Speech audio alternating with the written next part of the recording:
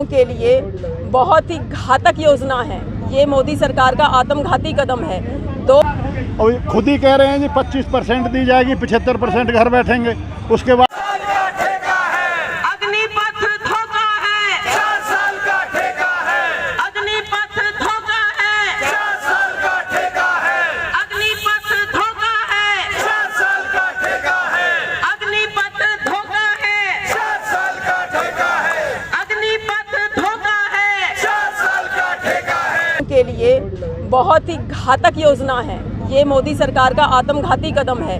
2 करोड़ हर साल रोजगार देने का वादा किया था और आज सेना के संग ये खिलवाड़ कर रहे हैं। जो 4 साल के लिए भर्ती होगा, 4 साल में तो उसे पता चलेगा, ट्रेनिंग होगी, कैसे पहाड़ों पे रहा जाता है, कैसे धूप में रहा जाता है, कैसे बर्फ़ में रहा जाता है, कैसे रेगिस्तान में रहा जाता है। 4 साल में तो जवान तैयार होता है और 4 साल में घर बिठा देंगे। बाप नौकरी पे होएगा, बेटा रिटायर होके आ जाएगा। इतने लोग आत्महत्या कर रहे हैं। तो ये योजना, इसमें ना कोई रैंक है, ना कोई पेंशन है, ना कोई उसके बाद कोई सुविधा है। तो ये योजना सरकार वापस ले, युवाओं के भविष्य से खिलवाड़ ना करे। ये योजना युवाओं के लिए बहुत बड़ा एक खतरा है। अगर जो इसमें जाएंगे तो वापस चौकीदार ही भर्ती होंगे, सिक्योरिटी गार्ड भर्ती होंगे और कुछ, क्योंकि आप मुझे फौजी का दर्जा दे ही नहीं सकते। मैडम, वर्ल्ड की जो टॉप मोस्ट 8 कंट्रीज हैं उसमें ये पॉलिसी, वर्ल्ड की जो टॉप मोस्ट कंट्रीज की आप बात कर रहे हो, उनके हालात हमारे हालात अलग हैं। वहाँ बेरोजगारी नहीं है, वहाँ बहुत ज्यादा है, वहाँ बहुत बेरोजगारी है नहीं, बेरोजगारी नहीं है, क्षेत्रफल ज्यादा है। हमारे तो चाहिए। चीन दुश्मन बैठा है, पाकिस्तान दुश्मन बैठा है, चारों तरफ से हमारे दुश्मन घेर रखे हैं। तो हमें तो यहाँ पे 17% रक्षा का बजट इन्होंने घटा दिया है। उस बजट को भी हम इनको बढ़ाना चाहिए। और ये जो 15-20 साल एक फौजी नौकरी करके आता था, वो 15-20 साल होना चाहिए। सच्चाई तो यह है कि इनके पास देने के लिए तनख्वाहें नहीं है, पेंशन नहीं है, इसलिए 4-4 साल कर रहे हैं। अभी सेना में 4 साल करेंगे, फिर CISF में करेंगे, बॉर्डर BSF में करेंगे, CRPF में करेंगे, फिर पुलिस में भी कर देंगे। क्योंकि इन्होंने सारा पैसा अंबानी और अडानी के हाथों में दे दिया देश का। स्थानीय छोटे प्रदर्शन में भी अभी तक एकजुटता नहीं बन पाई है, तो बड़े मुद्दों पर कैसे? ये ऐसा कुछ नहीं है। हम पूरे देश में अलग अलग प्रदर्शन चल रहे हैं, स्वतंत्र हैं लोग प्रदर्शन करने के लिए। पूरे देश में प्रदर्शन हो रहे हैं, तो इसमें तो अच्छी बात है। जितना ज्यादा प्रदर्शन होगा उतना ही मोदी की आंखें खुलेंगी।